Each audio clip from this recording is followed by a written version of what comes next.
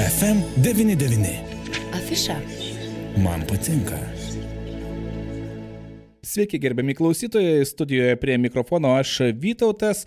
Na, o Raitininkų seniūnyje Alytaus rajono viešosios bibliotekos Makniūnų ir Ryliškių filialai kartu su Raitininkų seniūnijos krašto muziejumi vasario 15 dieną 18 val. Organizuoja protmūšį skirtą docentui daktarui Sigitui Jegelevičiui atminti. Na ir plačiau apie viską mes kalbamės su Raitininkų seniūnijos krašto muziejaus steigėjų ir protmūšio Sigitui Jegelevičiui atminti organizatoriumi Juozu Adomaičiu. Sveiki. Labadiena. Ir taip pat su Lietuvos kariuomenės atsargos majoru, istoriku, docentu daktaru Sigito Jegelevičiaus sūnumi Gintaru Jegelevičiumi. Sveiki. Labadiena. Tai pirmiausia, noriu kreiptis į jūs, gerbiamas Juozai. Aš, žinokit, esu tiesiog apakęs. Kiek daug jūsų krašte ten glūdi istorijos. Jau buvęs esu ir tame tiesiog kiekvieną mėnesį gyvastimi pulsuojančiame bagažinių turgelyje. Taip pat buvęs muziejuje jūsų. Ir ten daug labai įdomių dalykų išgirdau, kiek daug istorijos, būtent kaip minėjau, jūsų krašte yra. Ir štai dabar visas protmūšis yra organizuojamas vasario 15 dieną, ketvirtadienį. Kviečiam visus, na, mes dar plačiau pakalbėsime apie tai. Ir aš tiesiog sakau, man kyla klausimas, ar mes tiesiog čia taip gal per mažai gilinamės į tai, kas yra šalia mūsų, ar vis tik reikia, na, šiek tiek pavartyti tų istorijos puslapių ir pakalbėti su žmonėm, kad atrasti tuos istorijos užmirštus klodus. Čia klausimas man, taip? Taip. Juozai. Na, iš tikrųjų apsigyvenus šitame krašte, jau šeštą žiemą baigiu čia gyventi, Raitininkų krašte, ir kai tik apsigyvenau, manęs bičiuliai iš Kauno, iš Alytaus klausinėdavo, kas čia įdomaus, gal gali parodyti, kurie atvykdavo. Ir, na, kaip naujai gyvendamas, tai nelabai ką žinojau ir pradėjau pats domėtis, kur sužinoti apie tai, kas čia įdomaus ir panašiai, kokia istorija. Ir dėja, kadangi jau uždarytos švietimo įstaigos mūsų krašte, išlikusios, dėkui Dievui, ir turbūt valstybė bibliotekos dar, kurios kaip švietimo židiniai, bet jautėsi toksai trūkumas, kad nėra tokių vietų, kur daug kas sužinotum, kurios domėtųsi kraštotyrą, saugotų kažkokius eksponatus. Tai mes visuomeniniais pagrindais mėgėjiškai taip tiesiog ėmėme, vardan to, kad įsaugoti ir rinkti informaciją, įkūrėme Raitininkų seniūnijos krašto muziejų. Bet tai muziejus ne vien tik tai apie daiktus, kurie susiję su mūsų kraštu, bet ir apie žmonės, kurie davė ne tik mūsų kraštui, bet ir Lietuvai ir kiti dar ir plačiau. Tai būtent dėl to kažkaip tai ir įsirutuliojo, dėliojo kaip mozaiką ir pamatai, kad yra žymiai šaunesnių žmonių, kurie, na, tai darė profesionaliai, kurie rūpinasi ir mūsų kraštu, ir visos Lietuvos istoriją. Ir, na, atradus, kad iš mūsų krašto, iš gretimo kaimo, Vabalių kaimo, kilęs docentas daktaras Sigitas Jegelevičius, pradėjau daugiau domėtis ir taip susipažinau su jo sūnumi Gintaru, ir mes jau praėjusį rudenį padarėme kartu žygį po Vabalių kaimą ir aplinkui. Tai taip po truputį dėliojam, ir dabar, kadangi pernai mum irgi tokiu metu darant protų mūšį skirtą vasario 16, turėjome gerų atsiliepimų labai, komandos prašėsi padaryti tai ir šiemet, nutarėme tai daryti ir šiemet, bet paskirti docentui daktarui Sigitui Jegelevičiui, kuris kilęs iš mūsų krašto, čia mokėsi tiek ir Vabalių kaime, po to Nemunaityje, po to ir Alytaus mieste baigė mokyklą, po to išvyko toliau į Vilnių, Maskvą mokytis. Bet kadangi dėja jau vasario 22 dieną yra tokia sukaktis, kuomet gerbiamo Sigito Jegelevičiaus nėra kartu su mumis, tai mes nutarėme tam skirti renginį. Ir, na, koncertas galbūt šiuo atveju mažiau būtų tikęs kaip istorikui, manau, protmūšis tai labai tinka, todėl rytoj 18 val. Makniūnuose Raitininkų seniūnijos salėje vyks protų mūšis. Taip, vasario 15 dieną, dar kartą primenu, aš tik tais džiaugiuosi, kad yra iniciatyvių žmonių, kurie istoriją atgaivina, ją primena ir ją pasakoja šių dienų, galbūt ir jaunimui, kuris po to dar labiau užkrėstas tą gerąją sėklą pasiners į ją. Tuo tarpu dabar noriu kreiptis į jūs, gerbiamas Gintarai. Gal galėtumėt pradžioje prisiminti savo tėtį ir taip trumpai papasakoti, koks jis buvo, jo pomėgius būtent ir tai, kokį įspaudą jis paliko jums, ir aplinkiniams? Jeigu dar taip pašnekant apie entuziastus ir žmonės, kurie kažką tai veda į priekį ir daro, tai apie Juozą, jisai, kaip sakant, čia naujas žmogus pas mus, bet ir mūsų giminė tame krašte buvo irgi kažkada tai nauja. Sakysim, tai pasirodėme apie 70-uosius metus. Ir tuo laikotarpiu, kaip tėtis vadindavo, buvom atėjūnai. Tai čia gerai to žodžio prasme. Taip kad čia Juozas irgi yra puikus atėjūnas. Kadangi atėjęs žmogus naujas, užėjo atėjūnais ir taip atėjūną daugiau sakydavo. Ir toks kartais atėjęs naujas žmogus, naujas giminės kažkiek tai pagyvina tą kraštą. Tai dabar, kaip sakant, eilė naujiems žmonėms. O dabar kalbant apie tėtį, sunku kažką tai dabar taip staigiai prikabinti. O dabar sakėte apie kraštotyrą. Kažkaip tai kraštotyrą visą laiką šnekam apie ją, bet istorija, manoma, kad tai profesionalų darbas ir kažko tai yra aukščiau.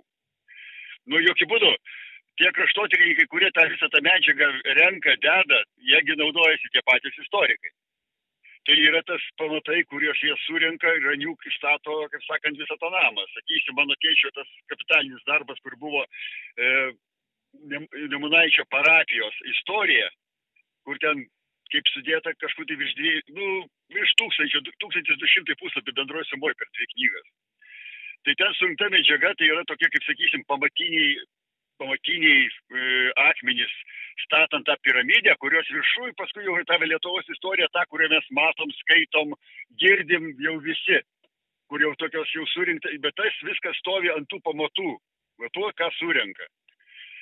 Tai kraštotyros darbo tėčiui mano irgi anksčiau buvo gaila, dabar aš nelabai randu visų jo tų darbelių, bet labai buvo surinkta daug kraštotyros. Jis daug savo tą kraštą buvo pirmiausia garsino kaip kraštotyrininkas, o po to jau perėjo kaip istorikas.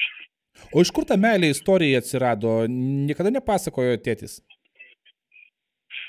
Jis kažkaip labai buvo smalsus pasiklausyti vyresnių žmonių, ten kaip prisimenu tą savo pemenavimo laikus, tai irgi tuos vyresnius jisai tų visų istorijų klausėsi, jam buvo visą tai jau įdomu. Tai turbūt jau yra įdėta. Kažkas specialiai, kad istorijos būtų mokinės kažkur, tai kad užvestų, to nebuvo. Aišku, mamos jo prisiminimais vienu metu visi manė, kad nueisys į kunigus. Tais laikais buvo populiaru. Bet, kaip sakant, šio dalyko jis nepateisino. Vis dėlto istorija nugalėjo. Bet dar tas toks puikus bruožas yra ne tik tais tą istoriją domėtis, bet ją ir palikti kitiem, perteikti būtent, kad kiti irgi sužinotų. Tai čia ne kiekvienam yra tai duota. Tai irgi iš kažkur atėjo.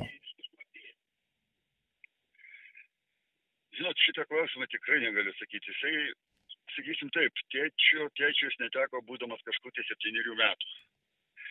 Tai iš tos pusės ateiti negalėjo. Sakau, gilinai gal toj aplinkoj tų žmonių senų pasakojimai ir tie pasakojimus jisai perėmė kaip, sakysim, kaime žmonės pasakoja, tai dabar jis tą darbą perėmė pasakodamas raštu arba paskaitose, kai sakant, į kitą lygį pakilėjęs. Aš manyčiau, tikrai grinai, iš tų grinai to kaimo bendravimo ir senų žmonių pasakojimo ir tas įvedė ir toliau į priekį. Šitam, kaip sakant, į istoriją pasukti. Tas ryšys su gimtine, su gimtuoju kaimu labai svarbus, kaip suprantu, buvo, nes išvykus iš Alytaus krašto į sostinę, į Vilnių, į Maskvą, vėliau gyvenant ir Vilniuje, ryšys išliko. Tai čia greičiausiai ne kartą galbūt ir norėjo ir jum, perduot, kad tų šaknų pamiršti negalima. Ar dažnai akcentuodavo tai, kad būtent šaknis... Labai dažnai nuo pat vaikystės, pamenu, jis pasakodavo, aišku, kiek ten kartais vaikas klausaisi, kažkiek išgirsti, kažkiek praleidži. Kartais dabar net gaila, ne viską pameni, ką jis pasakoja. Bet kiekvieną vietą, ten kiekvienas kalnelis turi savo vardą ir pavadinimą. Kiekvienas akmuos turi savo vardą. Ten visur vaikščiodamas visą laiką pasakodavo kokias nors su ta vieta susijusias istorijas. Jau nuo mažens tas toks pasakojimas, vis apie tą kaimą, apie mūsų tos protėvius, kurių ten šaknų ieškojo. Man ir pačiam iki šiol daug kas įdomu, šitiek ne viską radom, kadangi mūsų kraštas labai ten nukentėjęs, degus, kaip sakant, bažnyčia, tai yra tarpas istorijoje, metrikos sudegė. Ar dabar būna taip? Ar dabar būna taip, kad, pavyzdžiui, atvažiavus į tėčio gimtus kraštus, matot galbūt ir tas vietas ir žvelgiat, pagaunat save, žvelgiant į tas vietas tėčio akim. Ar būna tas toks jausmas? Taip, būtent toks ir yra jausmas. Ir ypatingai ten tos, anksčiau apie tą gamtos grožį, apie tą visą aplinką šnekėdavo, aš taip pažiūriu, gražu. Dabar žiūriu tiesiog, aš suprantu, kad tiesiog žiūriu jo akimis ir tą viską matau per naują. Aš ten kiekvieną progą, ten sodybą, tą mūsų, sakysiu, nuo 911 metų vienkiemis kažkur tai ir kiekvieną progą tikėti galiu važiuoju ir būt geriausia vieta. Smagu girdėti. Gerbiamas Juozai, aš suprantu, kad vasario 16 poryt bus minima penktadienį.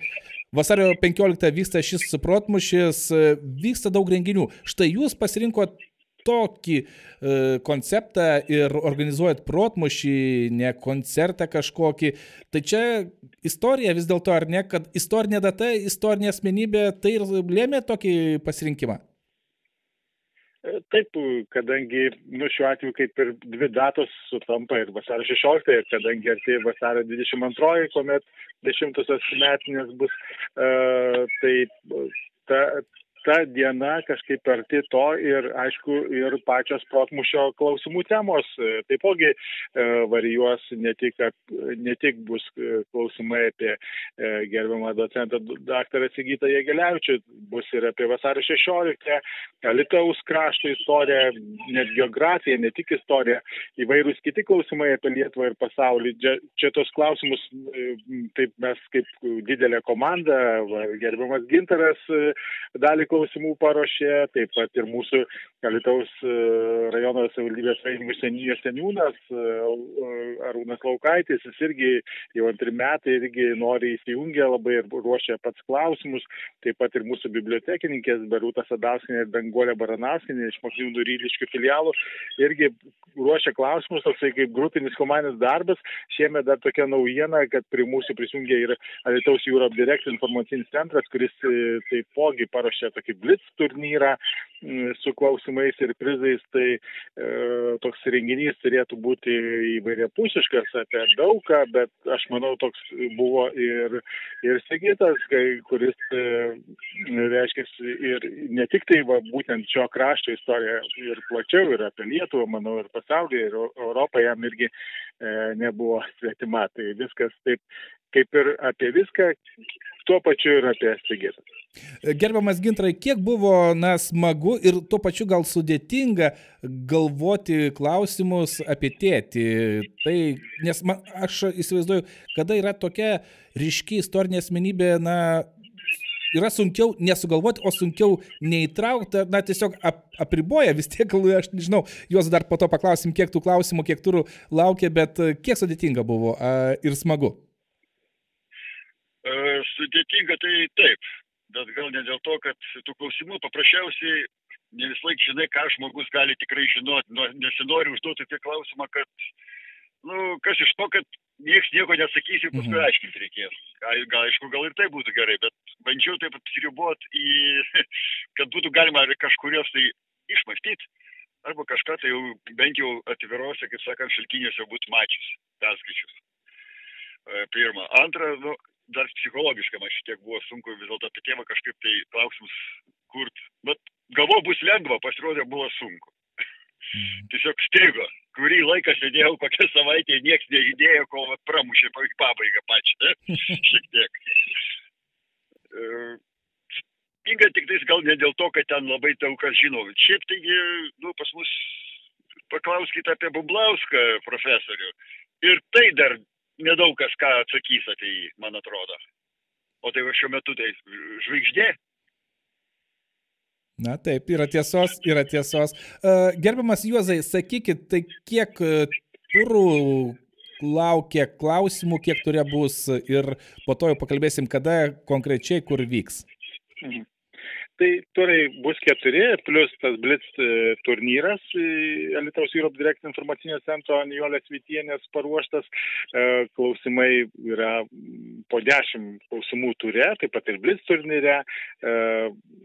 Dar noriu tik tai nuraminti, kad tokių pavyzdžių, prisimenu, paauglystėje buvo populiari grupė Foje ir buvo toks jų Foje fan klubas Kaune ir kaip ten eidavo kalba apie tai, kad vienus priimti, kitus nepriimti, tai jie sakė, jeigu mes nenorim ko nors priimti, pavyzdžiui, užduodam koks Foje grupės klavišininko automobilio valstybinis numeris. To, aišku, ne vienas nežinodavo.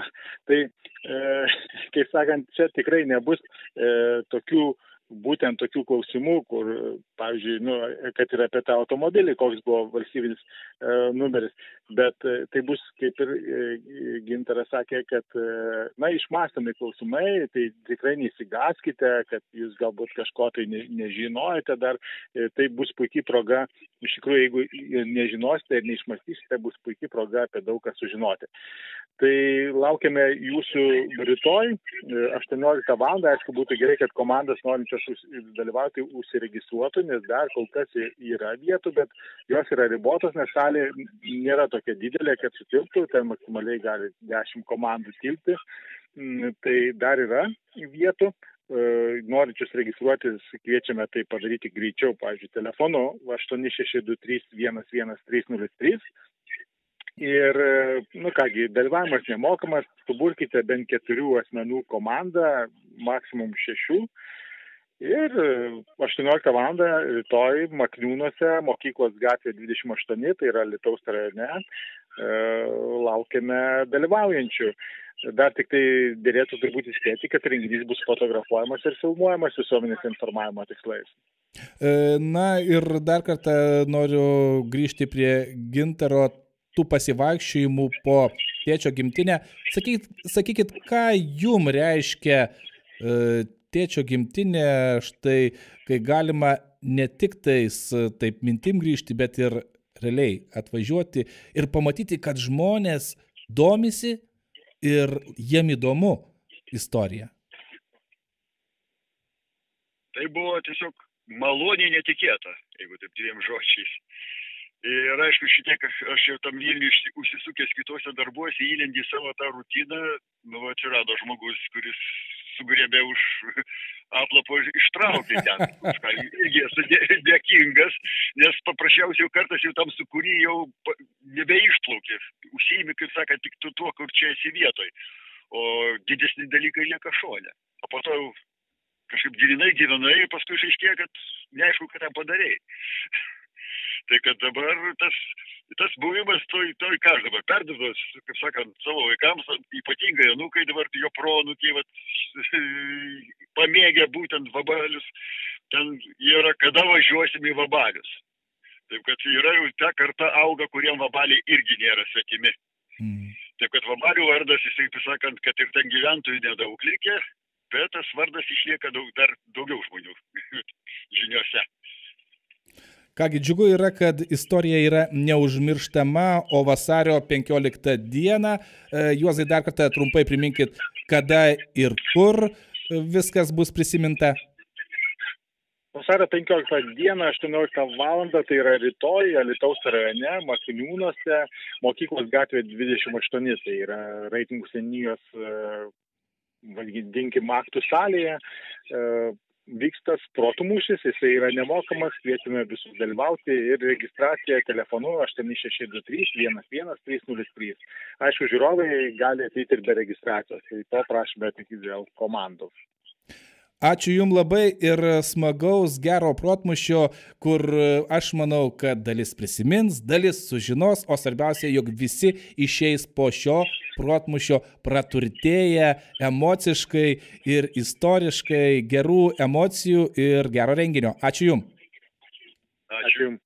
Apie organizuojamą protmūšį skirtą docentui daktarui Sigitui Jegelevičiui atminti kalbėjomės su Lietuvos kariuomenės atsargos majoro istoriko ir docento daktaro Sigito Jegelevičiaus sūnumi Gintaru Jegelevičiumi bei raitininkų seniūnijos krašto muziejaus steigėjų ir protmūšio Sigitui Jegelevičiui atminti organizatoriumi Juozu Adomaičiu. Pašnekovus kalbino Vytautas Garbenčius. FM 99. Afiša. Man patinka.